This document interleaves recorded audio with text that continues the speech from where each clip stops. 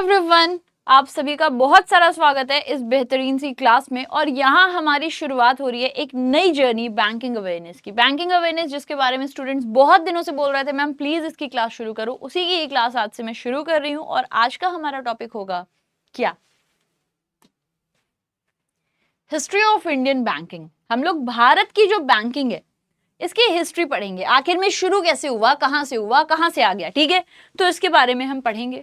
और जो हम हिस्ट्री करने वाले हैं आज की सेशन में वो बेसिकली कहां से कहां तक होगी, तो इसकी शुरुआत होगी बैंक ऑफ हिंदुस्तान से और आज की क्लास में ये जर्नी चलेगी आरबीआई के फॉर्मेशन तक।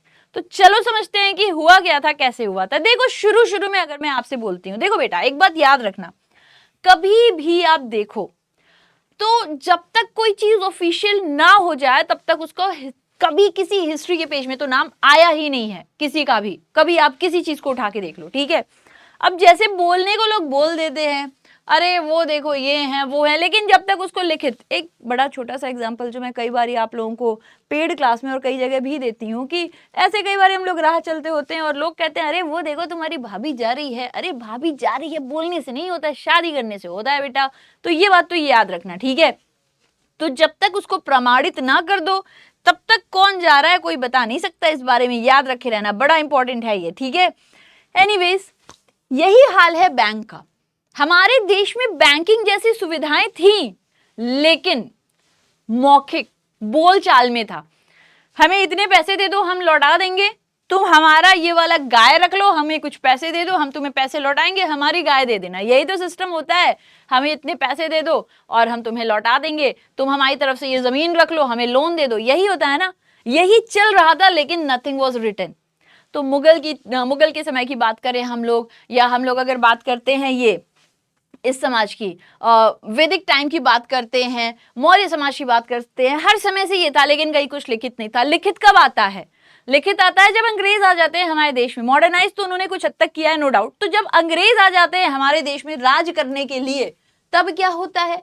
तब कुछ ऐसा होता है कि हमारे देश में शुरुआत हो जाती है बैंकिंग की। यानी अभी तक जो मौखिक था, जो लिखित नहीं था, सिर्फ आपस में बोलचाल में था, अब वो लिखित हो जाता है और हमारे देश में पहली बार एक बैंक खुल जाता है। इस बैंक का नाम क्या होता है?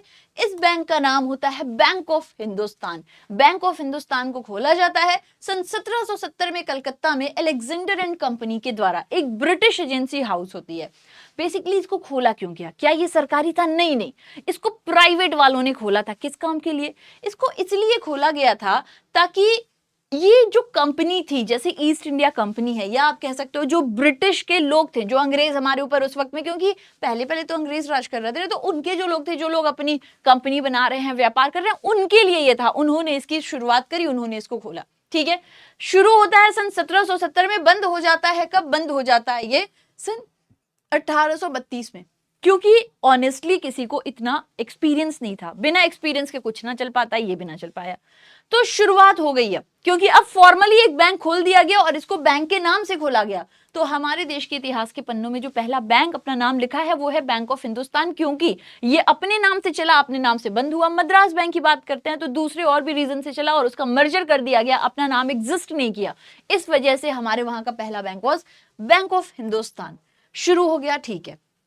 अभी आप देख सकते हो कुछ बैंक ऑफ हिंदुस्तान, आपको इस तरीके से कुछ दिख रहा होगा खूबसूरत से वो। और यहाँ पे आप देखो ज्यादातर आप लोगों को कौन दिख रहे हैं? ज्यादातर आप लोगों को दिख रहे हैं अंग्रेज टाइप के लोग। तो इससे आप लोग समझो कि ये अंग्रेजों ने खोला था, ना कि भारतीय लोगों ने, ठीक है। नेक्स्ट, अब जब एक चीज शुरू हो जाती है तो उसको देखा देखी कई चीजें और होने लगती हैं। तो अब हमारे देश में धीरे धीरे धीरे धीरे बैंक्स तो शुरू होने लग गए थे। इस बीच में देखा जाता है कि हमारे देखो क्या कर रहे थे ना, अंग्रेज अपने देश पे राज कर रहे थे। जब हमारे देश पे वो लोग राज कर रहे थे तो वो क्या करते थे? व्यापार करते थे, हमारे वहां से चीजों को एक्सप्लॉइट करते थे, दूसरे देशों को बेचा करते थे। यानी यहां से दूसरे देश में भेजना था। अब एक बात बताओ, यहां से दूसरे देश में कुछ बेचना है तो लेके दौड़ के तो जाएंगे नहीं, ना तो ट्रेन से भेज देंगे, ना गाड़ी से भेज देंगे। भेजेंगे तो पानी की जहाज से, सबसे बढ़िया वही रास्ता दिख रहा था। तो बेटा क्या होता है ना कि पानी की जहाज के लिए चाहिए पानी, यानी कि समुद्र। ऐसी जितनी भी रीजन्स थी जहां पे आसपास में समुद्र था, ऐसी रीजन्स का थोड़ा सा ज्यादा डेवलपमेंट हो रहा है। क्यों? क्योंकि बेटा यहीं पे तो ज्यादातर बिजनेसमैन थे, यहीं पे तो लोग ज्यादातर आ रहे थे, अपने अपने बिजनेस को लेके सेटल हो रहे थे, यहां से व्यापार करते थे और दूसरे देश को कुछ भेजा करते थे। पानी की जहाज जो है वो पानी से ही होते हुए जाएगी, सड़कों पे तो चलनी नहीं लगेगी। इसी वजह से जो सी पोर्ट्स बनाए जा रहे थे, जैसे कि कलकत्ता में बना दिया गया, जैसे कि मद्रास में बना दिया गया, जैसे कि बंबई में बना दिया गया, बेटा इनको अलग ही महत्व दे दिया गया। इनका महत्व क्यों जुड़ता गया? क्योंकि ये बिल्कुल किनारे थे, समुद्र के किनारे, और वहां से पानी के जहाज पे सामान चढ़ाना, सामान उतारना आसान था। तो सीपोर्ट्स की डेवलपमेंट हुई, साथ ही साथ में इन शहरों की डेवलपमेंट हुई। धीरे धीरे धीरे धीरे जो है यहाँ पे ज्यादा से ज्यादा बिजनेसमैन आ रहे हैं। कलकत्ता, मद्रास, बॉम्बे इतने जरूरी होने लग गए एक वक्त में कि इनको एक अलग से नाम दे दिया गया, प्रेसिडेंसी एरिया, क्योंकि यहाँ का महत्व बहुत ज्यादा बढ़ चुका था। अब क्या होता है, प्रेसिडेंसी एरिया, ये क्या हो गया बेटा? कलकत्ता। ये क्या हो गया बेटा? मद्रास। और ये क्या हो गया? बॉम्बे। तो इनका जो महत्व था वो धीरे धीरे समय के साथ बढ़ता ही जा रहा है, बढ़ता ही जा रहा है। प्रेसिडेंसी एरिया तक का नाम इनको मिल गया। यहाँ की एरियाज को अलग से ही देखा जा रहा है। इसके साथ में नए बैंक्स खुल गए यहाँ पे तीनों जगह पे, मद्रास, कलकत्ता, बॉम्बे में। कौन से बैंक खुले? Bank of Madras, bank of Bombay, bank of Calcutta. क्यों खोला गया? ताकि ये अपने क्षेत्र को उससे आसपास की चीजों से, जैसे करेंसी प्रिंटिंग हो गई या बैंकिंग से जुड़े हुए काम धाम हो गए, उनको देख सके। अभी बेटा बैंक नया नया आया है हमारे देश में, अभी रेगुलेशन, दुनिया भर की चीज, लाइसेंस वाइसेंस कुछ नहीं है, ना सरकारी ना प्राइवेट ना कुछ, बड़ा नॉर्मल सा। क्योंकि आप समझो ये इतिहास में चल रहा, 1800 के समय में क्या ही रहा होगा, तो इतिहास में धीरे धीरे धीरे धीरे गाड़ी दौड़ रही है अभी हमारी। तो बेटा चूंकि ये तीनों बड़े इंपॉर्टेंट जगह थे, इन तीनों को क्या नाम दिया गया? इन तीनों को नाम दिया गया प्रेसिडेंसी एरिया। और यहाँ पे bank of Calcutta, bank of Madras, bank of Bombay, इनको नाम दिया गया प्रेसिडेंसी बैंक। तो ब्रिटिश की जो ईस्ट इंडिया कंपनी थी, इन्होंने शुरुआत करी इन तीनों प्रेसिडेंसी बैंक्स की, ठीक है। और ये भी कहा जाता है कि उस वक्त में वहां मतलब जो सरकार बनी हुई थी, उनकी एक्टिविटीज को देखना, उनके व्यापार को देखने का जो काम था, वो यही प्रेसिडेंसी बैंक्स के द्वारा किया जा रहा था। कौन कौन सी थी? बैंक ऑफ कलकत्ता 1806 में शुरू हुई, 1809 में इसका नाम बदल के बैंक ऑफ बंगाल कर दिया गया।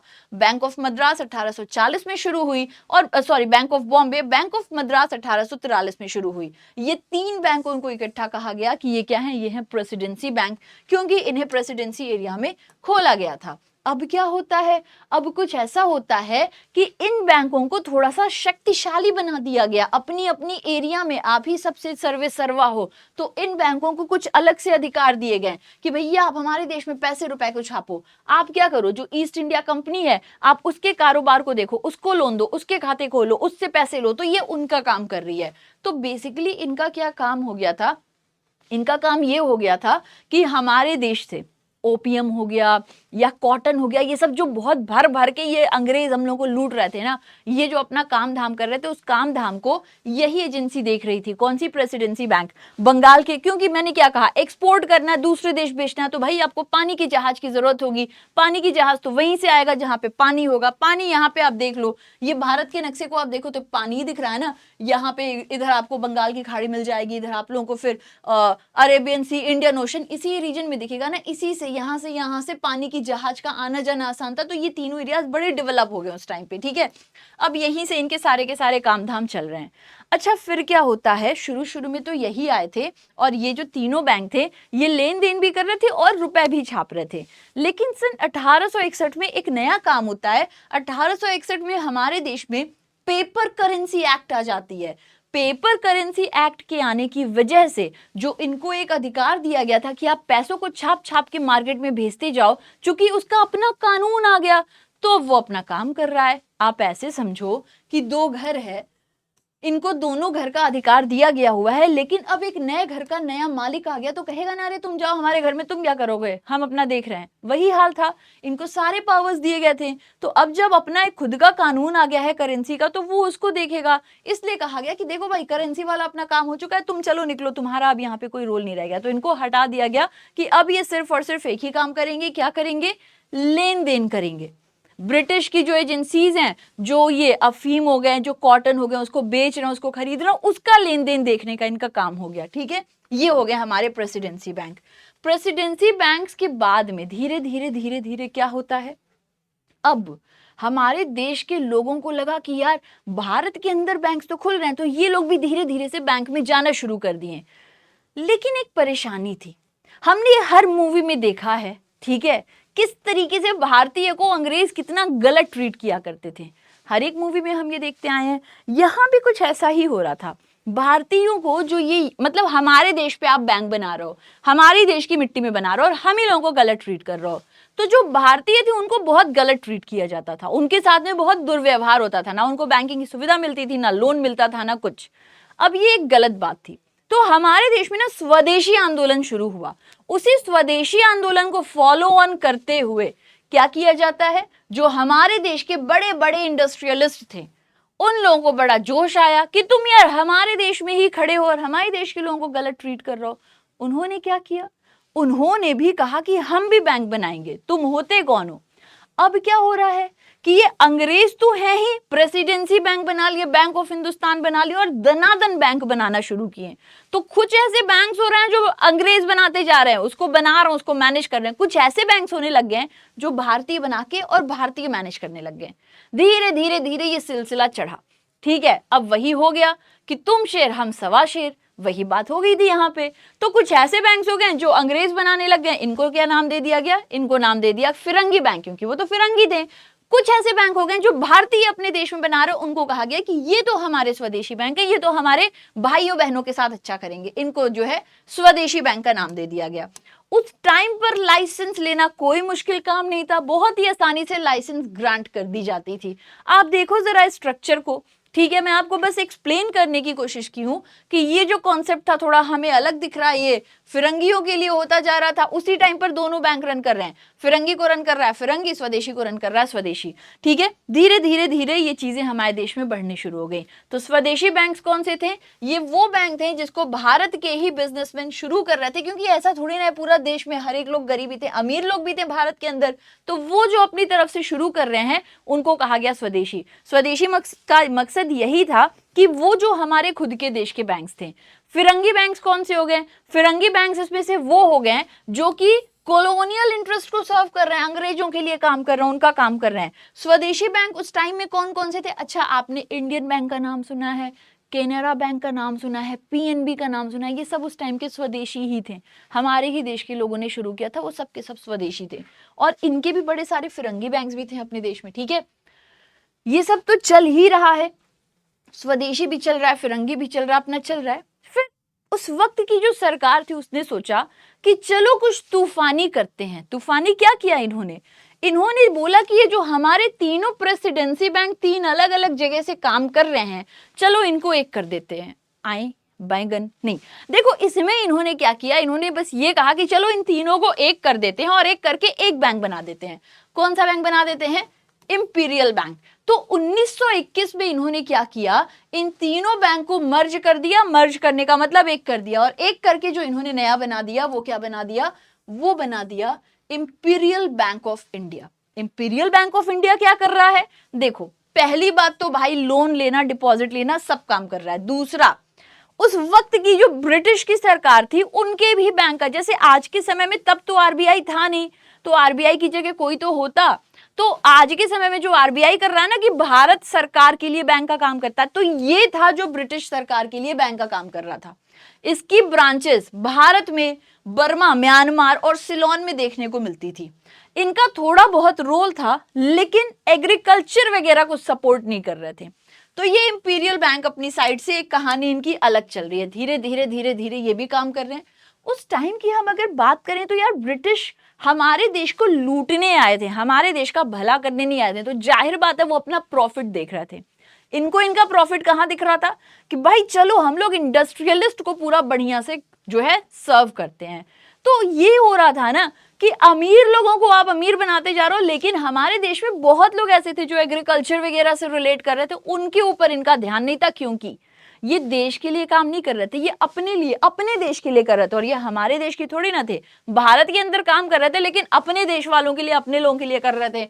तो इंपीरियल बैंक जो है था तो एक डोमिनेंट प्लेयर, लेकिन ब्रिटिश के हिसाब से काम कर रहा था। भारत के लोगों को, भारत के किसान भाइयों को कोई फायदा इसका नहीं था, पूरा पूरा फायदा ब्रिटिश वालों को था इसका। ठीक है, हमें इसका कोई कैसा भी फायदा नहीं मिला। ठीक है, अब ये सब तो चल ही रहा है। क्या होता था, इन बैंकों का जो भी मतलब ये बैंक्स हुआ करते थे उसका हमें फायदा नहीं था। ठीक है, एक और बहुत बड़ी प्रॉब्लम थी, अभी हमने स्वदेशी और फिरंगी बैंक्स को भी पढ़ा। बेटा जो स्वदेशी बैंक्स थे वो भी ज्यादातर क्या करते थे ना कि भारत के लोगों को तो लोन देते थे, लेकिन भारत में जो लोग अमीर थे, ले दे के कौन पिसता था हमेशा से लेके आज तक, लोअर मिडिल क्लास और गरीब लोग। तब भी पिस रहे थे, आज भी पिस रहे हैं, और तब तो इनकी संख्या बहुत ज्यादा थी। मतलब आप समझ लो कि मेजॉरिटी जो भारत के लोग थे वो गरीब थे, किसान थे, उनको अभी भी कुछ नहीं, मतलब अगर आप उन्हें थोड़ा लोन दो तो हो सकता है उनकी किस्मत बदल जाए, वो अपना कुछ काम करें, लेकिन उन्हें कुछ मिल ही नहीं रहा था। तो उन बेचारों को कहां पर फोकस करना पड़ता था? इनको फोकस करना पड़ता था मनी लेंडर्स पे। मनी लेंडर्स ठहरे बदमाश, खूब ब्याज लगाएंगे, खूब ब्याज लूटेंगे। आप देख सकते हो एक मनी लेंडर का यहाँ पर वर्णन हुआ है। अब ये खूब ब्याज लूटेंगे, एकदम खुश हैं, इनकी खुशी का ठिकाना ही नहीं है। देखो एक सोने का कंगन पहने हुए हैं, तो यही होता था ना, बेचारे जो लोग थे उस टाइम पे दुनिया भर की बीमारी थी, जो भी एक बंदा मनी अर्न कर रहा है उसकी डेथ हो जा रही है, जो भी वाइफ है वो बेचारे किसी तरह अपना कंगन रख रही है, उस कंगन के ऊपर का ब्याज खत्म ही नहीं हो रहा है, लेते ही जा रहे हैं, लेते ही जा रहे हैं, कब तक इनका ब्याज चलेगा भगवान जाने। कुछ लोग तो ऐसे हैं जो पीढ़ी दर पीढ़ी इनका ब्याज भरे हैं, यानी इवेंचुअली सफर कौन कर रहा है? हमारे देश के गरीब लोग। ये एक बहुत बड़ी प्रॉब्लम थी, और अपने देश की जो पूरी बैंकिंग की सिस्टम थी वो भी बड़ी प्रॉब्लमेटिक रही थी, उसमें भी बहुत परेशानियां देखने को मिल रही थी। क्या हो रहा था? जिसका मन हो रहा था वो आ रहा था, थोड़े पैसे रख रहा था और बैंक खोल के खड़ा हो जा रहा था। अब हमारा भी बैंक बन गया, दुनिया भर के बैंक्स तो क्रिएट हो रहे थे, लेकिन एक देश को बैंक का जो लाभ मिलना चाहिए वो नहीं मिल रहा था। पूरा लाभ केवल और केवल रिच और इंडस्ट्रियलिस्ट को ही मिल रहा था। कुछ उस समय के बैंक्स के नाम को देख लो। इलाहाबाद बैंक 1865 में पहला पूरी तरह से भारतीय बैंक था। पंजाब नेशनल बैंक लाहौर में शुरू हुआ था, ठीक है। बैंक ऑफ इंडिया हो गया, कैनरा बैंक हो गया, इंडियन बैंक, ये सब बैंक थे जो उस समय थे, ठीक है। इसके अलावा क्या होता है कि भाई हालात चल ही रहे थे, लेकिन बहुत अच्छे तो नहीं चल रहे थे। तो एक कमिटी को बैठाया गया और इस कमिटी की अध्यक्षता दे दी गई रॉयल कमीशन या हिल्टन यंग कमीशन।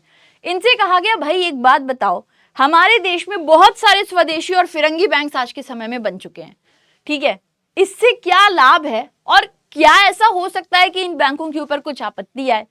तो हिल्टन यंग कमीशन ने पूरी कहानी देखी, फिर उन्होंने बताया कि ये स्वदेशी और फिर देखो दुनिया भर के हो जाना इज अनदर थिंग, लेकिन काम को सही करना इज वेरी डिफरेंट थिंग। तो इन्होंने कहा कि देखो काम तो ये सबके सब हैं, तुम्हारे वहां पे कर ही रहे हैं, लेकिन इनके साथ में परेशानी क्या है? परेशानी ये है कि ये लोग काम सही तरीके से नहीं कर रहे हैं, ठीक है। क्या गलत कर रहे हैं? जो स्वदेशी बैंक्स थे ना, ये खूब सारा लोन भर भर के अमीरों को देते थे, अमीर उसको लेके और दूसरे देश में अपना माल भेजा करते थे, वहां से उनकी पेमेंट होती थी, इनको लोन मिलता था। तो इनका पैसा हमारे देश के हित में तो नहीं है पूरी तरह से। हाँ, अमीरों को चलो दे रहे हैं और अपने देश के लोगों को कम से कम दे रहे हैं। ये स्वदेशी बैंक की कहानी। फिरंगी बैंक, बेटा फिरंगी बैंक तो और गजब ही अपना पैसा उठा के शेयर मार्केट में लगा रहे हैं, वो भी यूएसए में, भारत के किसी काम का नहीं। तो जो हिल्टन यंग कमीशन को बैठाया था, उन्होंने कहा देखो कल को कुछ भी ऊंच नीच हुई ना, तो तुम्हारे देश के बैंकों का पैसा तो तुम्हारे देश में है नहीं, कहीं और लगा है, सबसे पहले इन्हीं सबों के ऊपर आफत आएगी। बहुत ज्यादा चांसेस हैं कि तुम्हारे देश में दुनिया भर के बैंक्स तो हैं, पर चूंकि इनका काम करने का तरीका गलत है तो ये बहुत ज्यादा इफेक्ट हो सकते हैं। इस वजह से इनको ये सलाह दी गई कि भाई देखो एक काम आप लोग ये करो कि आप लोग अपने देश में इनका एक गार्जियन बनाओ। गार्जियन बनाओ का मतलब कि कोई होना चाहिए जो इन बैंकों को, अभी तक क्या था, अभी मनमौजी हैं सब, कोई फाइनलाइज करने वाली चीजें नहीं है। तो इन्होंने कहा कोई ऐसा होना चाहिए जो इन लोगों को गाइडेंस दे कि भाई देखो तुम्हें ये काम करना चाहिए, ऐसे करना चाहिए, इसमें हित है, इसमें अहित है, किसी का मन हो रहा है मुंह उठा के आ रहा है, लाइसेंस ले रहा है, ये सब गलत है, ऐसा नहीं होना चाहिए। तो इनसे पूछा गया, जो हिल्टन यंग कमीशन थी उससे पूछा गया तो आप ही बताओ। तो हिल्टन यंग कमीशन की तरफ से ये एक सलाह आई जिसमें इन्होंने कहा कि आपके देश के अंदर एक बैंक होना चाहिए जिसका नाम होना चाहिए RBI, reserve bank of India, और इसके दो काम तो मुख्य रूप से होने चाहिए। क्या? कि आपके वहां पर ये सभी बैंकों को देखे और पैसे रुपए छापे। ये बात इन्होंने कही। अब उस वक्त जो सरकार देखे, अच्छा चलो चलो हमको मत सिखाओ, हमें सब पता है, देखते हैं, ये उन्होंने कहा।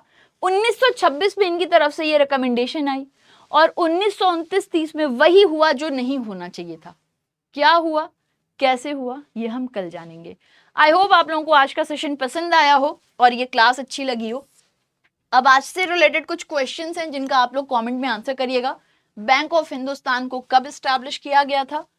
कौन सा इसमें से बैंक है जो प्रेसिडेंसी बैंक का एक पार्ट नहीं है? कौन से बैंक को प्रेसिडेंसी बैंक को मर्ज करने के बाद बनाया गया था? आरबीआई की स्थापना कौन सी ईयर में की गई थी? सो एंड पहला ऐसा बैंक जो पूरी तरह से ओन्ड और मैनेज था भारतीयों के द्वारा। तो ये कुछ क्वेश्चंस हैं जिसके आंसर्स आप लोग कमेंट बॉक्स में करेंगे और मुझे प्लीज बताइएगा आपको ये क्लास कैसी लगी। इस क्लास का कॉन्सेप्ट ऐसा रखा गया है कि आप बैठे हुए हो, कुछ लग रहा है यार चलो चाय पी रहे हैं, चाय पीते पीते देख डालो, टहलने गए हो वॉक पे देख डालो, आराम से कहीं से भी बैठ के आप इस क्लास को कर लो। और ये क्लास सभी के लिए है, जो भी इकोनॉमी जो भी बैंकिंग की तैयारी कर रहा है सभी के लिए ये क्लास। आई होप आपको पसंद आई हो। कोई परेशानी हो तो बताइएगा। अब आरबीआई को बनाया कैसे गया, ऐसा क्या हो गया डिप्रेशन में कि बना दिया गया, ये सब हम लोग पढ़ेंगे कल के सेशन में। सेशन पसंद आया तो प्लीज एक बार अपनी राय दीजिएगा, कमेंट करिएगा। साथ ही साथ में अगर आपको लगता हो कि नहीं भाई कुछ तो कमियां हैं और हमें इसमें कुछ ना कुछ तो चेंजेस करने चाहिए, तो प्लीज आप लोग मुझे ये बात भी बताइएगा कि आपको क्या लगता है इसमें चेंजेस क्या क्या हो जाने चाहिए। जब एक बार आप लोग मुझे ये बात बता दोगे तो उससे मैं अपने वहां पे जो भी चेंजेस रिक्वायर्ड होंगे वो बेशक कर सकूंगी। रेस्ट अगर आप टीम बैंकिंग वाला के साथ तैयारी करना चाहते हो तो आप हमें हमारे महापैक में ज्वाइन कर सकते हो। इसके अगर आप लोग एक बार ही परचेज करते हो तो उसमें जितने भी टाइम का ले रहे हो 1 ईयर 2 ईयर, उतने टाइम तक हमारी तरफ से जितनी भी कोर्सेज आएंगे आप सभी को एक्सेस कर सकते हो। प्री मेंस इंटरव्यू तीनों की तैयारी होती है।